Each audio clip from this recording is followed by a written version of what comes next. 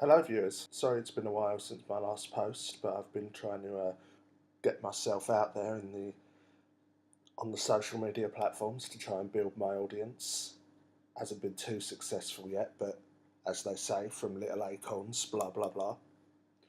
Anyway, sorry for the ramble. I was thinking, does the internet need some kind of charter? Tim Berners-Lee, the creator of the modern internet, actually advocated for something himself several years back. There are lots of sites where people have started to put together a Magna Carta, a Bill of Rights for the web. How about we do that? How about we decide these are, in a way, becoming fundamental rights, the right to communicate with whom I want. What would be on your list for that Magna Carta? Let's crowdsource a Magna Carta for the web. Because with Google's increasingly draconian measures of shutting dissenting opinions down that started long before James Damore's firing, and has now moved on to a huge spate of demonetizations across the board on YouTube. I mean, according to Testament of YouTubers, not even contentious channels are being shut down. It's things like gaming channels and review channels that are having their money just snatched away from them. Even a maths channel, apparently, according to one YouTuber, Irate Bear. So what's to be done? As a company, Google is not subject to the First Amendment, but as American-based companies, should they be? It's not ideal that the First Amendment should govern the operations of a company like Google that's spread itself across the world, but it's a good place to start. If there's any kind of code for a way a system should operate, then it's the First Amendment. It's kind of the most well-balanced one we have. Would you like to see better controls on the internet, on these social networking sites like Facebook and Twitter?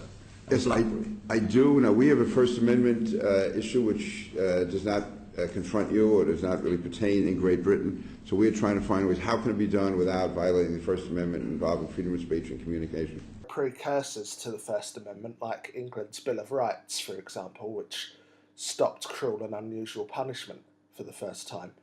And then, of course, the foundation on which all forms of keeping power in check was built on, the Magna Carta.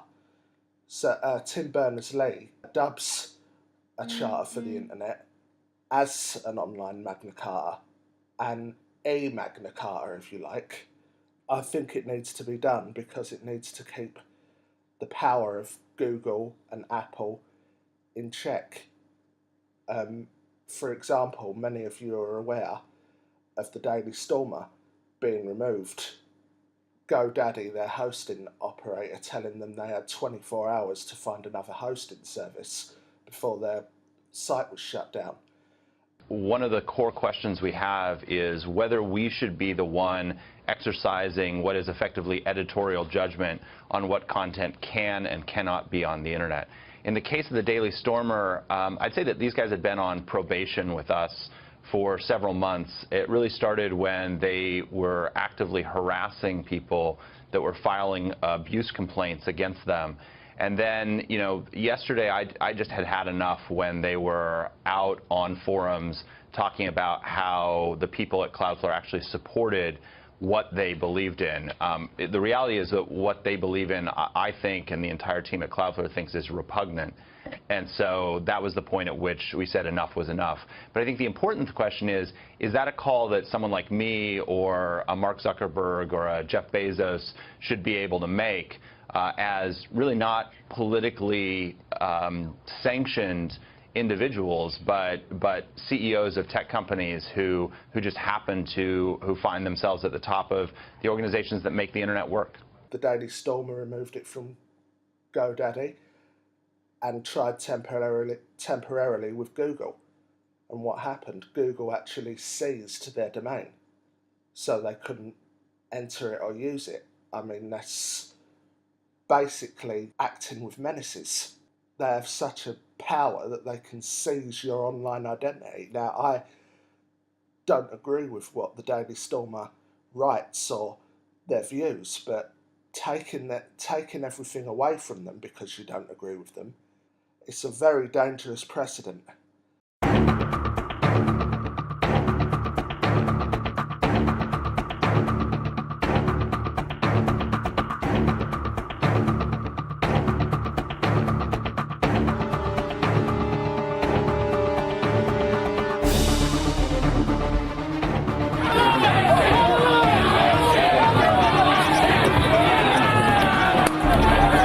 Some action really needs to be taken against Google.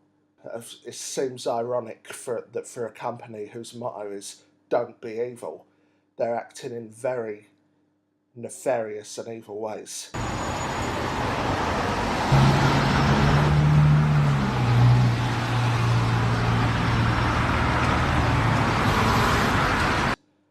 And as the saying goes, the only thing needed for evil to triumph is for good men to do nothing. So viewers, what do you think? Let me know in the comments, and please remember to like, share and subscribe, and as always remember, don't roll your eyes too much as they may fall out of your head.